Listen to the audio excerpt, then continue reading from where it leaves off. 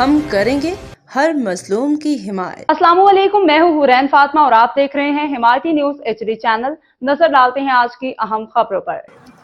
SHO Memon گوٹ سب inspector محمد ایوب میرانی کے police کے اعلیٰ افسران کے احکامات کے بعد منشیات ماوا گٹکا چالیوں فروشوں جرائم پیشہ افراد کے خلاف گھیرا تنگ کرتے ہوئے کارروائیاں جاری۔ کراچی سے روزنامہ حمایتی نیوز کے سینئر چیف کرائم رپورٹر حاجی عبدالغنی باریچو کی رپورٹ کے مطابق SHO تھانہ میمن گوٹ محمد ایوب میرانی کی IG Sindh police additional IG Karachi DIG east zone SSP ملی ڈاکٹر عبدالخالق پیرزادہ کے احکامات کے بعد کرمنلز منشیات فروشوں گٹکا ماوا فروشوں کے خلاف مکمل کریک ڈاؤن جاری ہے۔ تھانہ میمن گوٹ کے پولیس پارٹی نے کارروائی کرتے ہوئے منشیات فروش کو منشیات سمیت گرفتار کر لیا۔ ملزم کے نام محمد ریحان بخت بشیر۔